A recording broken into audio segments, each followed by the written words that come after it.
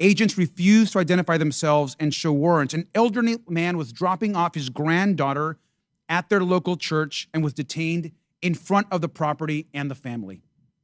That is outrageous and should be disturbing to every single American. And we know this does actually nothing to protect the public.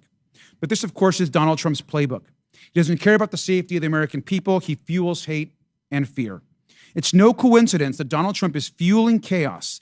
At the same time, he's advancing legislation which the American people know is completely toxic and harmful to this country. We're looking at 16 million people losing health care. It's being debated right now as we speak in the Senate. Nutrition cuts for seniors and veterans, huge tax cuts for the wealthiest and the largest corporations in this country. And while this is being debated, Donald Trump is causing chaos and fear across our country. I want to ask the governors in the remaining time that we have.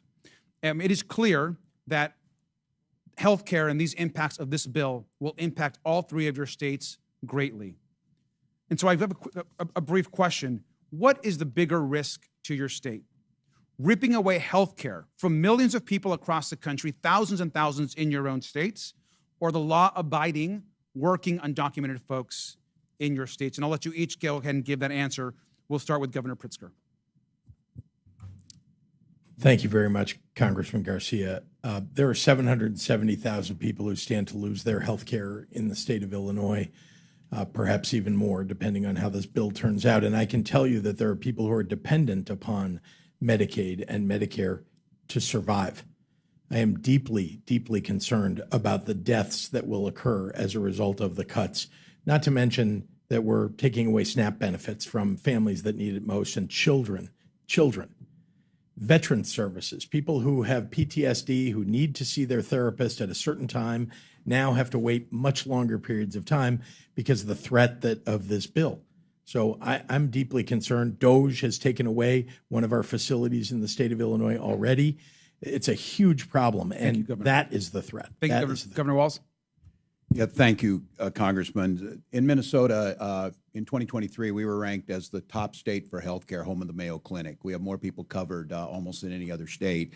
This bill would take 250,000 people off of healthcare, make it more difficult, reduce the outcomes we're getting. 40% of those are children receive their care through that way, and over 70% of nursing home patients. It would be catastrophic, and the state has built it up to improve lives of all of our citizens. Thank you. And finally, Governor Hochul. Healthcare is a basic human right, and I'm proud in the state of New York that 95% of people in our state have healthcare coverage. But these devastating cuts will throw off at least 1.5 million New Yorkers, and not just those individuals, but when hospitals in rural areas have to shut down, the entire community will lose important services. So this will have a ripple effect through our economy and hurt more than just the people who lose their Medicaid. And it is devastating and absolutely unwarranted. And we encourage everyone to stand up, speak up on behalf of their constituents, especially those from the state of New York who represent rural areas. They're counting on you. Thank you. Governors, I thank you, and I yield back. Chair now recognizes Mr. Biggs from Arizona. Thank you, Mr. Chairman. I get a kick out of you sanctuary state, county, city leaders who talk about having to deal with the border crisis. Cracks me up, actually. But at least, Governor Pritzker, you did call it a crisis in your statement. I appreciate that. Ultimately, as you said in your statement, you received 50,000 illegal aliens into Cook County. And Governor Hochul stated that New York received about 220,000 illegal aliens. That's fantastic that you know those numbers roughly. Now I want you to imagine you're a southern Arizona community of about 80,000 people sitting right on the border. And over the course of the Biden administration, a couple of million people came through your little town. And I quote you, Governor Pritzker, Illinois didn't ask for this crisis. And I'm going to tell you, neither did Yuma, Arizona. Its lone hospital, only hospital, couldn't handle the influx, nor could its single food bank, its law enforcement, its schools, and other services and infrastructure. That was a failure, you're correct, on the part of the federal government under Joe Biden. That's all stopped now. That's all stopped now. Because it didn't take a new law, it took enforcement of the current law. But you know what drew a lot of those people? Because you might have been down there once. I've been down there dozens of times. Taken more people from Congress down there than anybody else here. And you know what those people told me? They're coming here because they wanted to get to places, and they would name Chicago, and they would name New York to me. And I'd say, why the heck are you crossing here and not crossing at Del Rio? Because you guys offered sanctuary policies. They believed that they would be protected in your jurisdictions. And now that these millions of illegal aliens are here, permitted to get here by the Democrats and the Biden administration, your jurisdictions actually hinder the enforcement of immigration laws because of the sanctuary policies you've adopted. And then you have the temerity to complain about the influx of illegal aliens that strain your social services. Well, you did that. That's not even an unintended consequence. That's what it is. So I'll ask you, Governor Walz, do you agree with Minnesota your Attorney General's opinion stating that it's not lawful for Minnesota counties to hold people for immigration authorities, even if there is an immigration warrant? Do you agree with his statement? That's his statement. It's not yours. I just want to know if you agree with him. Yeah. Well, I know you know this, Congressman, that all 87 Minnesota counties follow federal law. I don't know that. I just want to know. I don't know that. Why would I know that? I'm just going by your Attorney General. I haven't. He says not to do it. Do you agree with the Attorney General?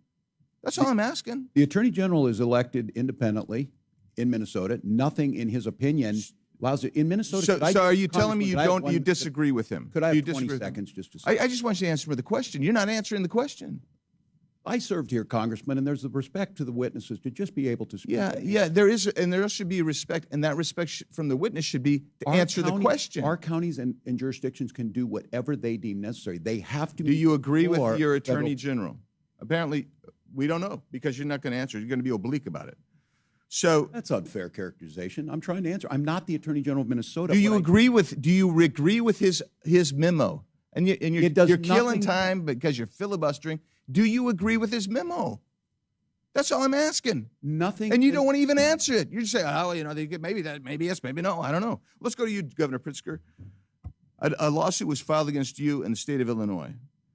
And you responded, your response to the claim is that Illinois has a, quote, constitutionally protected choice not to assist federal authorities with deportation, close quote. Give me the constitutional reference you're making there. What are you referring to?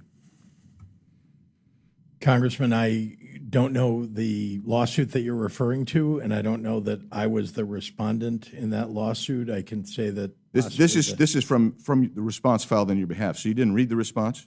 Well, let me then ask you, if that is the response officially of you, how is that consistent with Arizona versus U.S.? It's not. How is it consistent with 8 U.S.C. 287 D3? It's not. Let's just cover it in the last 18 seconds. When you guys say we do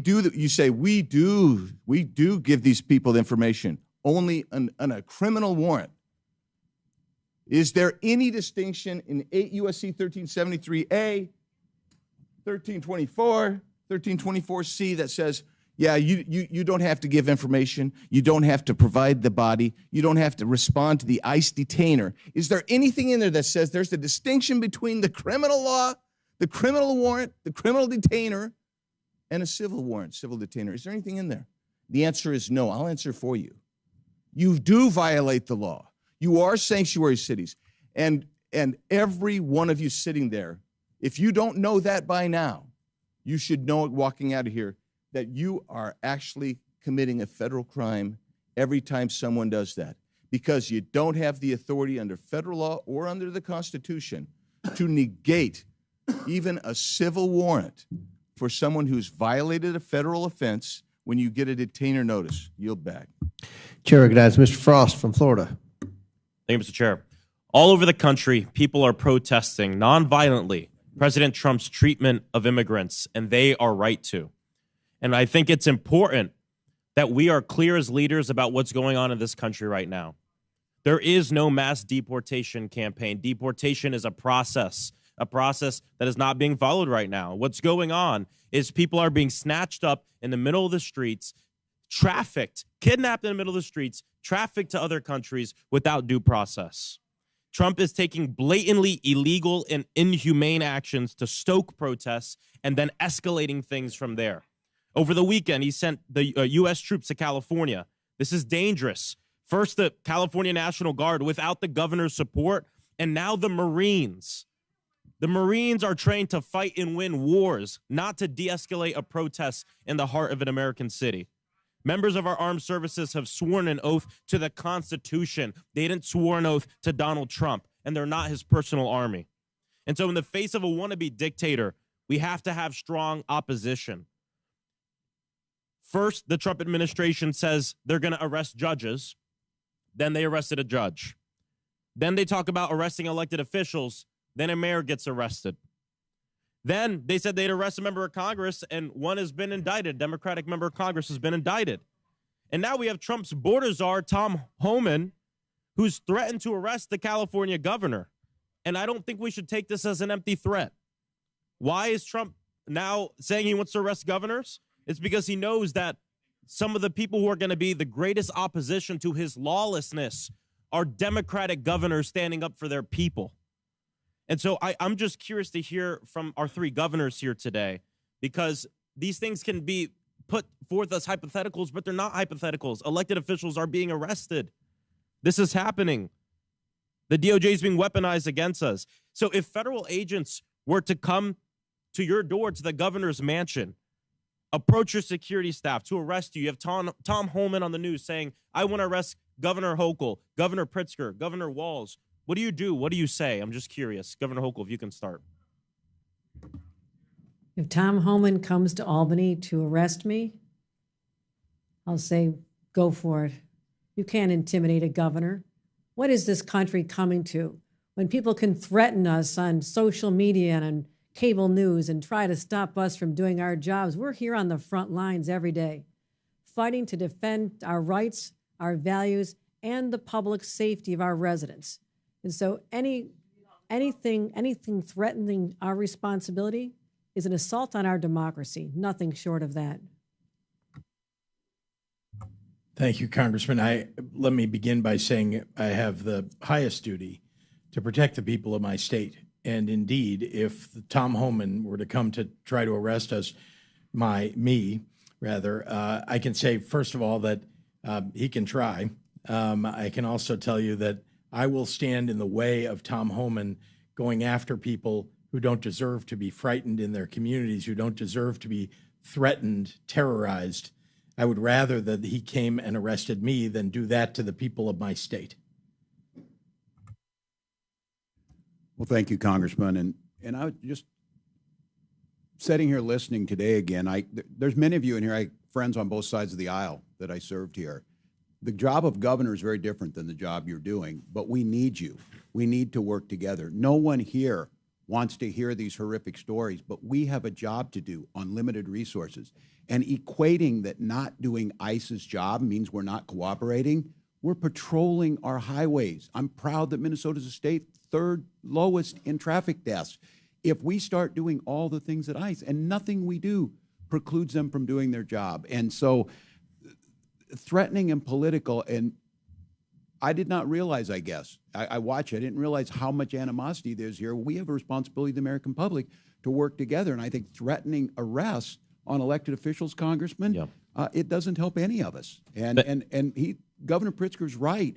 Our citizens are scared and angry, and it's not necessary. We can fix this with a bipartisan border bill. Help us out. Thank you, Governor. I want to end by saying former Governor and now Secretary of Homeland Security Kristi Noem just last year said that federalizing the National Guard would be a direct attack on states' rights. And now she's cheering it on.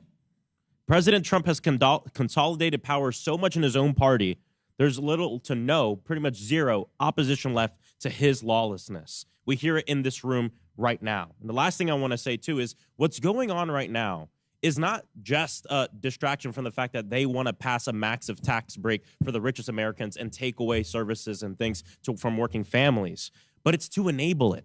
These aren't two different stories, because the only way you rip away health care from 15 million Americans in this country and not feel like you have to fear for your job or that you're going to be protested every day is by scaring the people and suppressing their First Amendment right. What's going on in Los Angeles and what this Donald Trump wants to do around the nation is directly connected to the fact that he's going to take away health care from all of these people, 15 million Americans, to benefit people like him and his donors. And it's shameful. These aren't two different things. It's the same thing. I yield back. Chair recognizes Mr. Higgins from Louisiana. Thank you, Mr. Chairman. Governors, I guess thank you for being here today. This was staged to be it was bound to be political conflict here. But I'd like to get pretty real with each of you. I know Governor Walz pretty good. He and I came to be, believe it or not, America, Governor Walz and I came to be quite friendly. I consider him a friend for many years. And it was fascinating that we disagreed on almost everything politically. I doubt there was a vote we had in common, but I'm pretty sure I could call Governor Walz and get a straight answer, even now, at least in private. But in a setting like this, it's difficult to get a straight answer because you're being viewed so closely. All of us are. So I'm going to try and be real with you. And Governor Pritzker, I don't know you. Governor Hochul, I don't know you. I can tell you that that you strike me as extremely political, and rather arrogant, quite smug, good lady. And this is a serious topic, man. We have hundreds of thousands of Americans dead from fentanyl that came across our border. Our nation suffered generational trauma for 4 years from open border policies. And we listened in ad nauseum, speech after speech after speech about how Mayorkas, who struck me as equally smug in many horrific meetings, said we need more money, we need more laws. We never needed more money. We never needed more laws. We needed an executive branch that had the will to enforce the law and thus end the trauma that the American people were continually suffering at our southern border. Now, the impact of that policy remains, and sanctuary cities are a large part of this thing. Now, I don't know the life of you three, your background. I don't know if you've held the hand of a mother or father, had to deliver to them the news that their child had been killed by a violent criminal. Prayed with that person, but I have. And the victims of crime commonly have a simple refrain. Why? Why? Why did this happen to my family? And I'm going to ask you, Governor Pritzker, and you, Governor Hochul, what do you say to those people when, have you ever had the courage to speak with one in person, in private, without cameras, and when they ask you why was this horrible person invited to Illinois or New York? Why do your sanctuary policies encourage, why did this guy that killed my daughter, why was he in my state? Why? Representative. Don't tell me it's limited resources. Representative. Don't tell me it's limited resources. I'll let you know when it's time for you to answer the question, madam. Okay. Don't tell me it's limited resources, because we're talking about the resource of righteousness and goodness. And God controls the bank of righteousness and goodness. And there's no limit to that withdrawal. Governor Pritzker, what do you tell a family when they ask you why? Why was this murderer in my state that came here across the border illegally and was encouraged to come to my state by your policies? Go. You said invited or encouraged 50,000 people invited were and encouraged by 50,000 sanctuary people were policy. shipped to my Yes, state yes, yes. by a Don't border beat around state the governor. bush. Own it, man. I'm not beating Own around. it. I'm telling you, 50,000 people were shipped to my state by a Would you ship Republican them back? border state 50,000 is a smidgen. We have 15 million cross the border. I understand. I'm glad they bust some to And your state. I have, 'cause you and needed I to have taste been it. clear Your sanctuary about policies favoring border Governor Hochul, security. There was a I'll give bill you the last last year couple of on that seconds very here. subject, sir. On the Governor question of Hochul. what And I'd you say to opposed that it. family, I would say my heart is breaking for you. I'm a mother.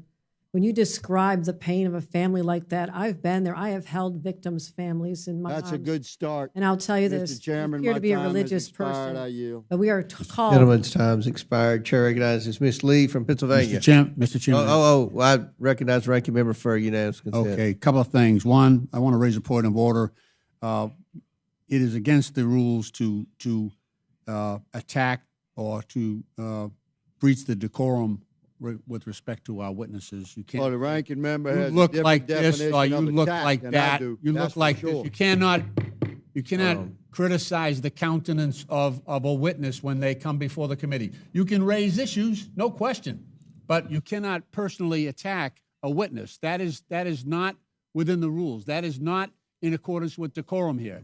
And I would raise that same concern if Did the ranking if one of member our not call members us is attacking Nazis? me. All right. Secondly, Proceed with secondly, unanimous consent. Secondly, unanimous consent. I have asking unanimous consent to submit a document entitled "Trump Wants to Cut Funding to Sanctuary Cities and Towns, but They Don't Actually Violate the Federal Law." Without objection to order, Chair now recognizes Ms. Lee from Pennsylvania. Yeah, thanks, Mr. Chair. It's always funny the lack of decorum that we get, and people we do drop the gentleman act here oftentimes when attacking women who aren't able to defend themselves with equal time. But that's kind of the theme here, right? Attacking Americans or people who are not able to defend themselves, or at least who Republicans hope can't defend themselves. And that's what we're seeing essentially in Los Angeles. So I would say that this hearing is quite timely. What's happening with ICE and the military in Los Angeles is terrifying, and is directly caused by Trump's policies and his cruelty. It was Trump's overzealous ICE agents who started this specific incident. And now they want us to get bogged down in arguing over the right types of protest or the right types of way or the right way to defend yourself, the mythical perfect type, so that we could ignore that Trump is the one who is escalating all of this. Trump is the one who ordered in thousands of National Guardsmen over the objection of Governor Newsom, something that hasn't been done since 1965. Trump is the one deploying Marines, not on an enemy abroad, but on the American people who are exercising their First Amendment right in this instance, the only opportunity that they have to defend themselves against lawless lawmakers who are imposing cruelty upon them. For a party of so-called law and order folks, they sure are stampeding over people's constitutional rights and intentionally inciting more chaos, more fear, more anxiety, and increasing the likelihood that people will get hurt. In the end, what's happening in Los Angeles is just one of many incidents where Trump and his administration have not given a single damn about people's safety. For one, the ICE and DHS agents that are arresting people and raiding places often don't even have any kind of uniform or identifying badge. They're masked and they're in unmarked cars. Ms. Perryman, just briefly, why is it so dangerous to have masked, plainclothes ICE agents arresting people? So I'll just thank you, Congresswoman, for your question. I'll go back to what I said before, that we know our Constitution recognizes and our country recognizes the importance of trust between local law enforcement, the federal government, and governors. And what we're seeing here is a breach of trust. It's an escalation, and it's dangerous for the American people. Trump said he was only going to go after undocumented criminals, but that's clearly not the case. Whether through incompetence or straight up racial profiling, ICE and DHS agents are wrongfully arresting U.S. citizens. We've talked about it today, and catching these mistakes often happens too late, after an American citizen has already been illegally thrown into another country, and Trump's administration is doing nothing to get them back. These agents are also going into previously protected spaces, as we've discussed, like churches and schools and hospitals. DHS agents tried to get into an elementary school by lying that they had the permission from the parents. That is a cartoonish level of evil. ICE also arrested a Massachusetts high school senior, Marcelo Gomez da Silva, on his way to volleyball practice. Governor Walz, you're a former teacher and coach. Do you think these kinds of actions create instability for students? And do you worry about increasing anxiety of kids coming to school? Well, thank you, Congressman. I certainly do. Creating that safe environment where our kids can come and the expectation is to learn, they certainly do. Once again, there's no reason to use these enforcement actions at those locations when there are other tools. And I think, again, this false equivalency that we do not want violent criminals to be arrested, detained, and go through due process. We do, but hugely detrimental to the educational system, hugely detrimental to a system that is dependent on trust and the goodwill of everyone in that school system. So yeah, it is detrimental. Thank you, Governor Walz. These same kids getting arrested are often being separated from their families. They are scared. They're alone. An attorney is one of the few resources they had access to that is now being taken away as well. The Trump administration has canceled contracts with legal groups that represent those undocumented children in immigration court. This is going to force thousands of kids as young as 2 years old to represent themselves very quickly as we're running out of time. Ms. Perryman, how's a 2-year-old supposed to represent themselves in court? A 2-year-old can't represent itself in court, him or herself in court. And I'll just say that we are in court every single day seeking to try to ensure that people have access to legal representation, which of course this administration is really seeking to curtail. They're seeking to ignore due process rights. I was going to say, would you say that it is due process if a 2-year-old is left to represent themselves? Absolutely. It's a flagrant violation of our Constitution. It's also something that shocks the conscience. We'll leave it there. Thank you. I yield back. The witnesses have requested a 15-minute bathroom break, but before we do that, I'm going to go to Dr. Fox for 5 minutes of questions. After Dr. Fox, we'll take a 15-minute break for the witnesses, and then we'll start back with Mr. Kassar. So Chair recognizes Dr. Fox from North Carolina for 5 minutes. Thank you very much, Mr. Chairman. Governor Walz, as you're aware, Minnesota saw the largest COVID-19 fraud scheme in the nation. The so-called nonprofit Feeding Our Future falsely claimed to have served 91 million meals to children, for which it received nearly $250 million in federal funds. According to the FBI, the $250 million in federal taxpayer money was, quote, funneled into luxury homes, cars, and lavish lifestyles while families struggled. In March, 2 individuals were convicted in connection with this case, and I understand related investigation continues. The FBI stated that, quote, the egregious fraud uncovered in the Feeding Our Future case represents the blatant betrayal of public trust. The FBI will not allow criminals to rob federal programs and walk away unscathed. We'll expose their schemes, dismantle their networks, and ensure they face the full weight of justice. Do you support the federal government's efforts to bring to justice those who stole federal taxpayer money at the expense of hungry children in your state? Thank you, Dr. Fox, wholeheartedly. And this is a great example. When the federal government works with the state, we reported it, they prosecuted them, they are in prison. So do you support federal efforts to bring to justice those who commit federal crimes in Minnesota? I most certainly do. Okay.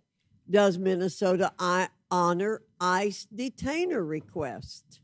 Congresswoman, thank you for the question. I've been making sure I get my opportunity here. Minnesota follows all federal law. State law requires, and I would say that state law requires all state and county facilities to ask for immigration status when a convicted felon is committed and tells DHS if they're undocumented. All state facilities. DOC calls DHS before a convicted felon leaves prison. We have a controlled handover. ICE how can we be sure that your state is serious about cooperating with the federal government to enforce our immigration laws? We do it on a daily basis, Congresswoman. And again, I say this is the floor. Counties can do more, but here's the confusion we have right now. Last week, a list of supposed sanctuary cities or counties were put out. Many of those were counties in Minnesota that had gone above and beyond. Their sheriffs said it put them at risk because they were doing that. They were sharing information and doing what they're supposed to do. It's a coordination issue. But you said in your answer, it's only if they've been convicted of crimes that or a judicial warrant. Or a judicial warrant. That's correct. After due process has been served. So that you don't cooperate if they're illegally here and the ICE comes to get them. If they have gone through the process, Congresswoman, and they have received due process, and ICE's job is to come and get them. That's what I've been saying all day. But if they're here illegally, then they're here illegally. There's no, they've broken the law already. Many are here as That's asylum seekers. They've overstayed a visa. I have another question to ask you, Governor. As I've said before in this committee, innocent American taxpayers are collateral damage in the Democrats' pursuit of open border policies. Americans pay with their wallets, their safety, and all too often their lives. This is unacceptable. I'm sure you're aware, Governor, that your state has spent hundreds of millions of state taxpayer dollars to address the surge of illegal aliens in Minnesota. Are you also aware of any NGOs operating in your state that provide services to illegal aliens, and have those NGOs received any federal funding? I can't answer that at this time. I don't have it in front of me. Well, we have to end the shameful practice of NGOs working against immigration law enforcement efforts. That's why I introduced H.R. 245, the Grant Integrity and Border Security Act, to stop NGOs who work against U.S. laws from receiving a single cent of taxpayer funds. Americans should never tolerate a government that uses their own tax money against them. And Mr. Chairman, I yield back. Gentlelady yields back. Before we recess, recognize the ranking member for UC.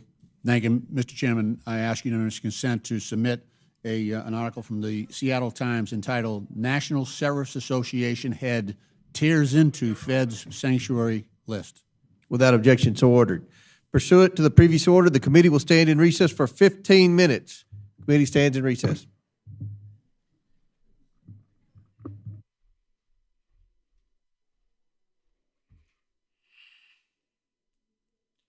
And what's going on, everybody? I didn't realize he was going to cut to recess that quick like that. I thought we were going to go to another question or two, possibly. But man, thank you so much for tuning in. Thank you so much for being here. These lying Democrats, dude. They go in there and say, we're peaceful. We're doing peaceful protesting. This is what we're all about. The very fact that these Democrats have to say that they're peaceful tells you that they're not peaceful. Is anyone else picking up on that, or is it just me? Did you pick up on that? All right. Hey, thank you so much for tuning in, everybody. If you would, please bless me by hitting the thumbs up. Please share this video. Please share this video.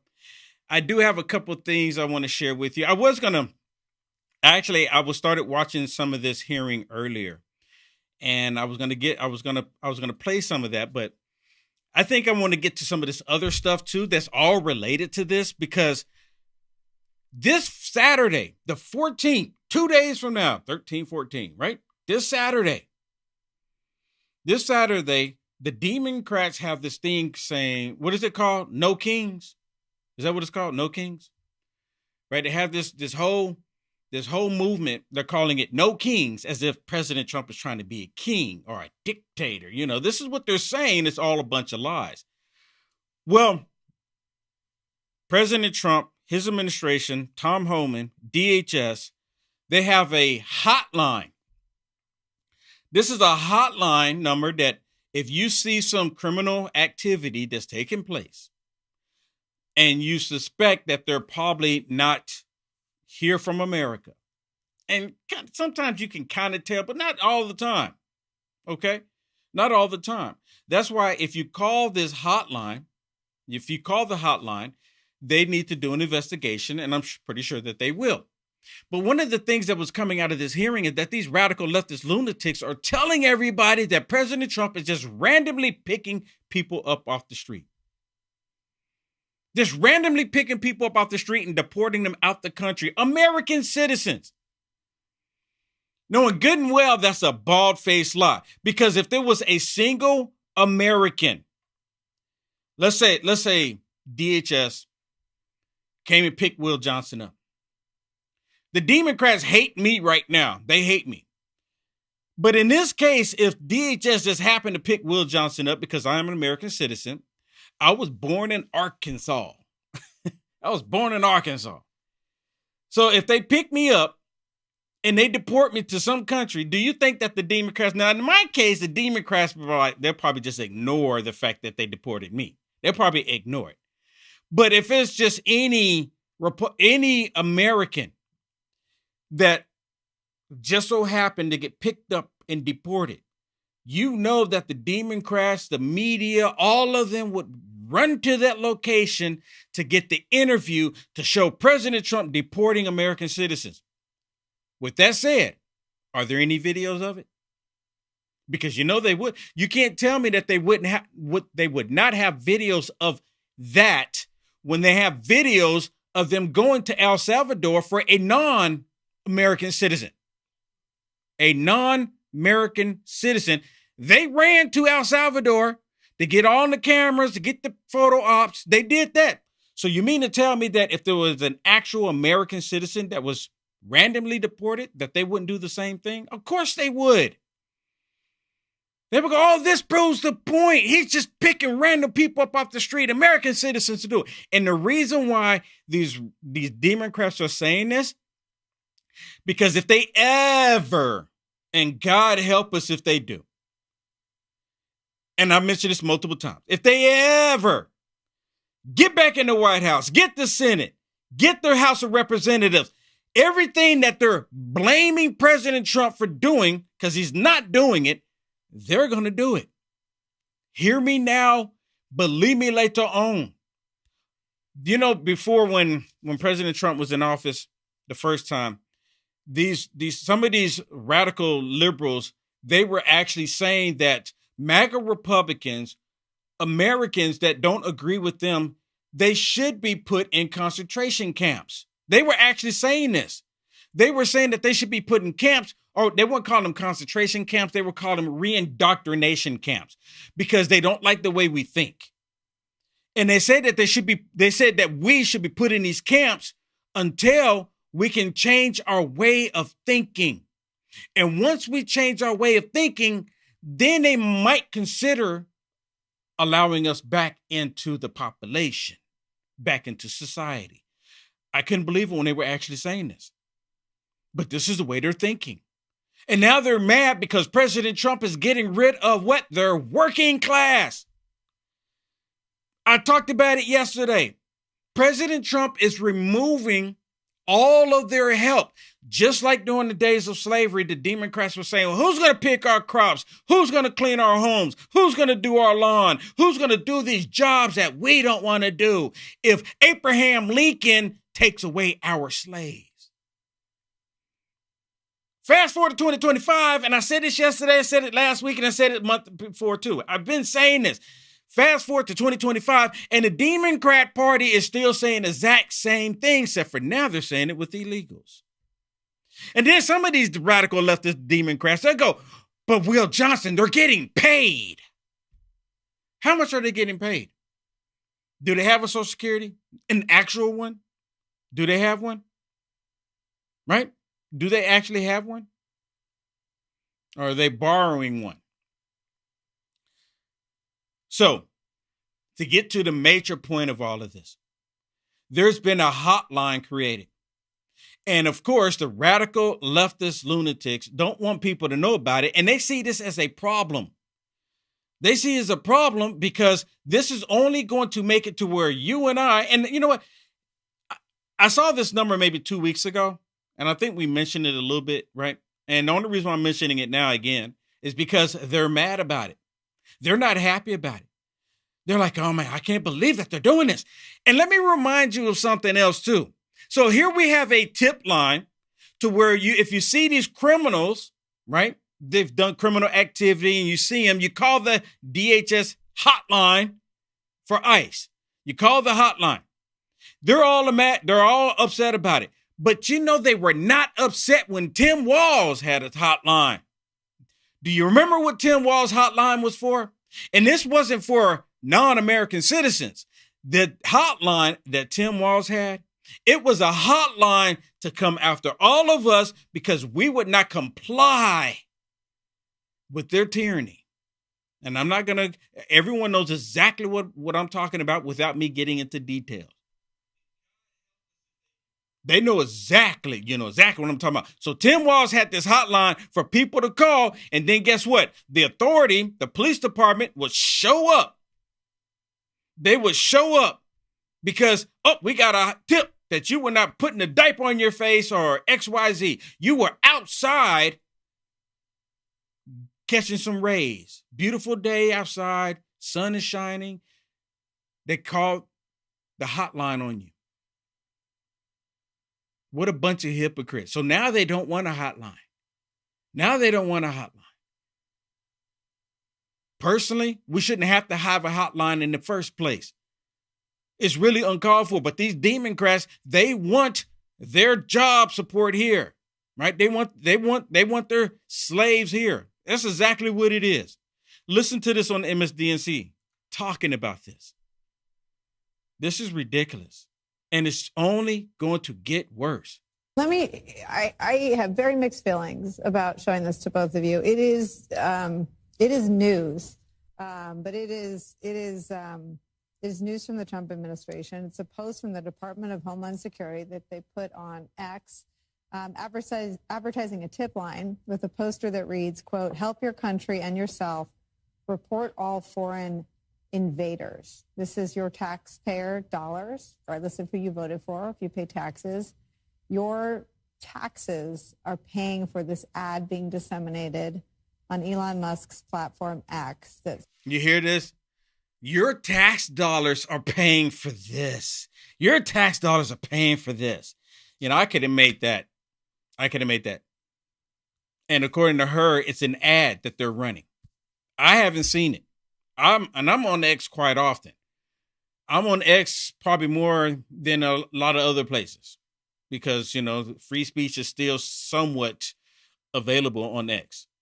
Not completely, because there's still some liberals working in the company that Elon Musk is not aware of. I'm telling you right now.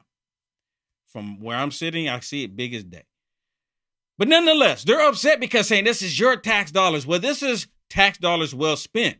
See, they don't have any issues with you taking our tax dollars and putting them into these these operas that have nothing to do with American security, nothing in another country, because they're men putting on dresses in opera, entertaining that nonsense. They're okay with doing all of this other wokeism, right? Spending money on that, spending money on parades that we really don't need.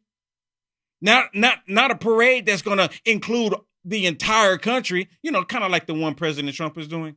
That parade President Trump is putting on includes the entire country, the United States of America, not the ones that the left put on.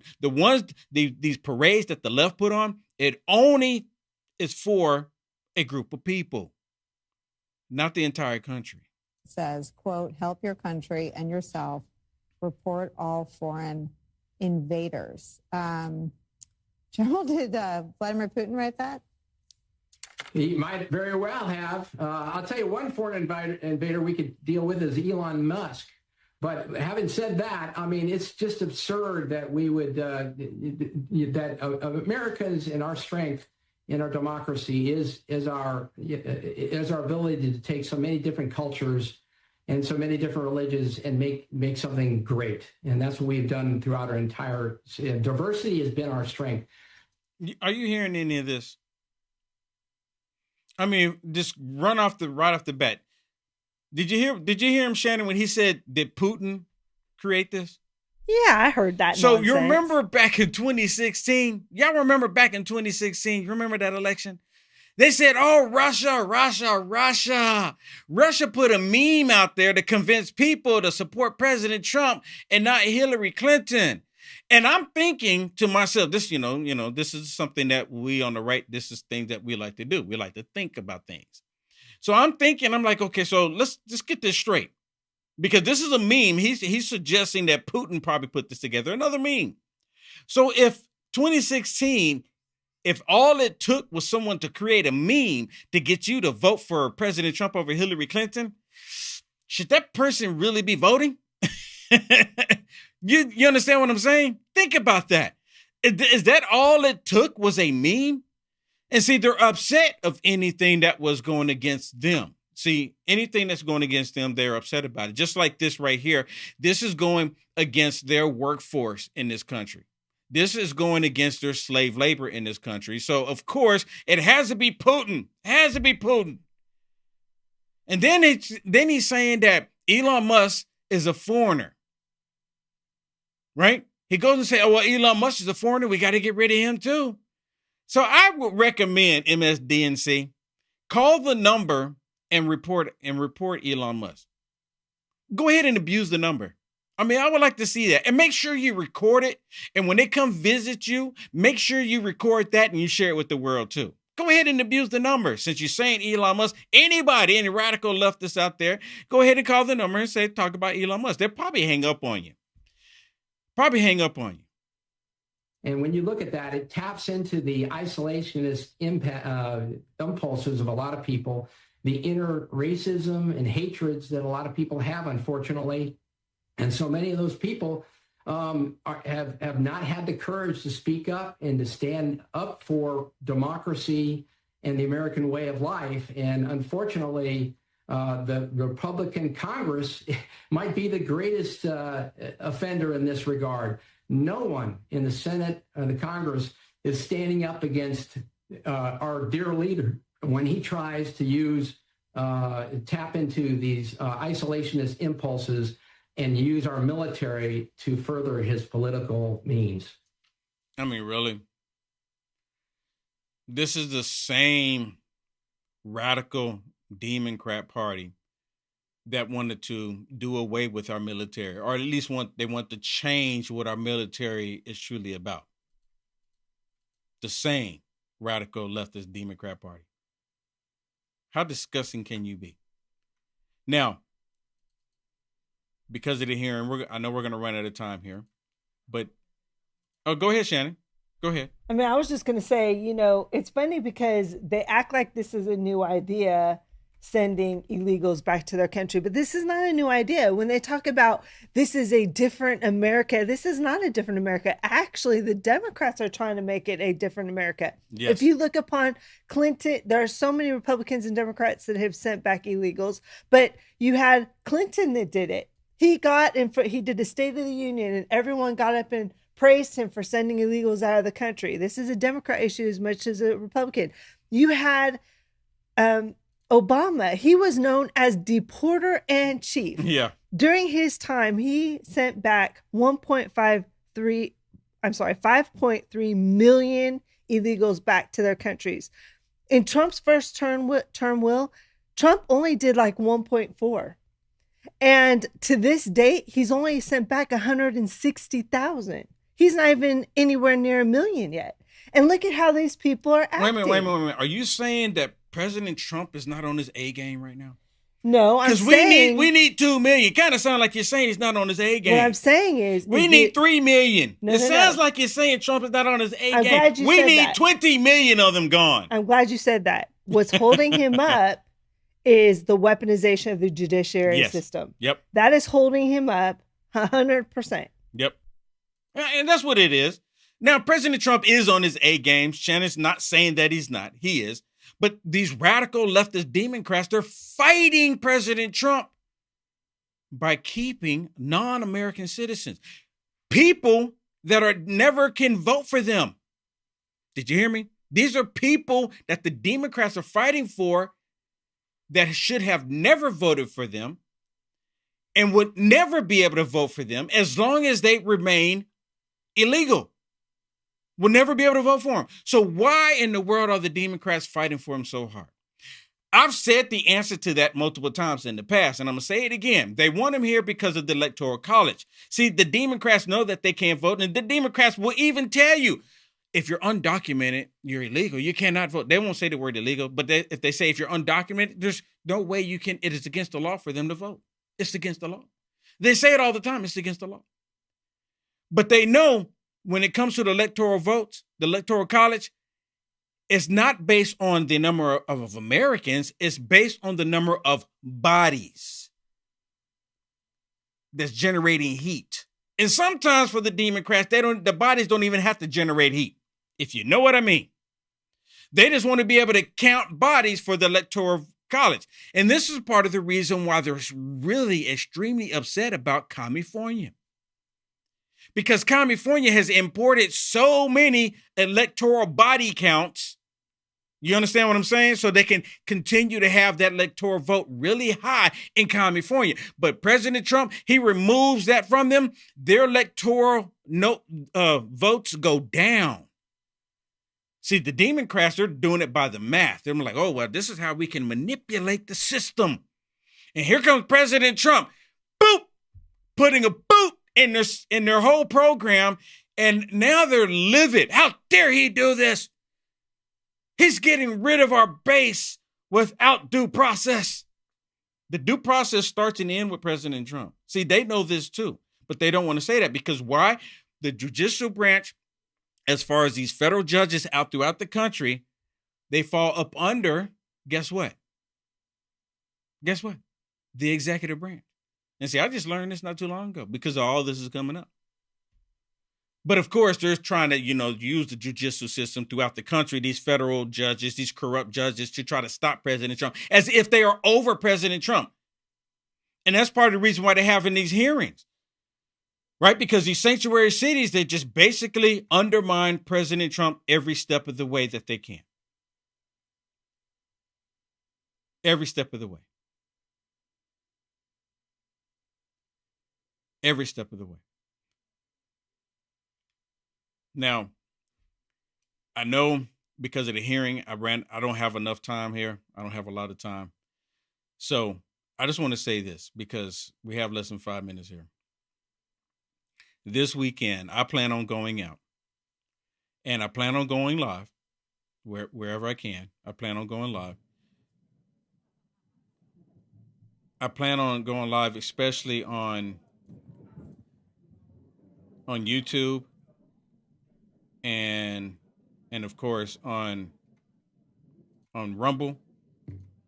I plan on going live on YouTube and Rumble this weekend, but I believe that it's probably going to get extra hot. And I'm not talking about just the weather-wise. I think it's probably going to get extra hot this weekend because of what the left has been doing. Now, I hope I'm wrong. I want to be wrong. I pray that I'm wrong. But the left are constantly saying that they're peaceful when we know that they're not peaceful. And as I mentioned a second ago, the very fact that they're constantly repeating that. Oh, we're peaceful. We're peaceful. We're for free speech. We're for free speech, knowing good and well that they're not for free speech. If they were for free speech, they wouldn't have been trying to censor Will Johnson. They wouldn't have been trying to censor you on social media. The federal government under Joe Biden's administration, they went in to these tech companies to censor the American people. But now they say that they're for free speech. And for the Democrats, free speech means that you can go and you can throw rocks, you can be violent, you can even spit on police officers, especially if they're ICE agents. See, if they're ICE agents and you want to do all of this damage to them, dox them, threaten them, that's free speech according to the left. And President Trump is putting an end to it like, nope, that's not going to happen. On my watch, that's not going to happen. Here, the Democrats are saying, oh, President Trump is more concerned about ICE deporting people than he is free speech. They're actually saying this. They're saying President Trump is not for free speech. Are you kidding me? President Trump is the only president in history that these Democrats went to platforms and had him silenced. They did it on YouTube. They did it on Twitter. They did it on Facebook. Y'all remember? Do you remember? Do you not remember? I'm pretty sure they did it on Instagram too. Anywhere that they had control where President Trump was getting his message out, they removed President Trump. They suspended his account. He was still the active president. He was still the sitting president of the United States of America, and they did this to him. And these idiots have the nerve to say that President Trump is against free speech. And see, one thing, look, President Trump is just a man. I love the job that he's doing, but I'm like, I don't know what the deal is here. I want President Trump to these tech companies because they're still doing it today. They're still doing it. They're still absolutely doing it. See, they're allowing conservatives to be on the platform just as like, well, we'll let them be on there. And they'll allow a few of them to go even get viral. They'll allow a few of them. So just for example, my YouTube channel, I got my YouTube channel back. When I got it back, it had 111,000 people on it. Now it has 110,000 people on it, and they won't let it grow. They won't let it go anywhere. They're still preventing people from seeing it. On Facebook, still the same thing. Facebook, they're barely letting people see it. I have 359,000 people on there. It was 360. They're steady removing people. 359,000 people on my Facebook page. They won't even allow a half of a percent to get notifications. So it's still happening. I wish President Trump will address it. He was still the sitting president, everybody, and they removed him. He was still the sitting president. They felt emboldened. They felt empowered. And they still do. They're just waiting, for the Democrats to do something to try to get rid of Trump. And then they're going to go right back to even more so next time. Hey, go to my website, uniteamericafirst.com, uniteamericafirst.com. Please sign up for the free newsletter. Sign up for the free newsletter on my website. Maybe we can bring that over. There we go. Right there, uniteamericafirst.com. Sign up for the free newsletter. Right there, you see the red tabs up there. Also, you can also support me if God puts it on your heart. Only if God puts it on your heart. I greatly appreciate it. Become a monthly subscriber, or if you like Will Johnson, say, you know what, I'm helping him out this one time. Right below that, you can see the different options that everyone is accustomed to, or my physical address is right below. And if you like my shirt, God got this. Y'all see this? God got this. This is one of my latest shirts, one of my new shirts. I have another version like this, but this one really pops, right? This one really pops. Does it not? God got this. God got this. So go to uniteamericafirst.com. Get yours today. Not only will you be supporting me, but you'll get something really nice. God got this. God got this. All right, everybody. 1 hour from now, I'll be live in the Culture Wars. 1 hour from now, live in the Culture Wars, where I'm going to be able to show some stuff that I can't show here. I wish I could, but free speech is really not allowed unless you're truly on a conservative platform.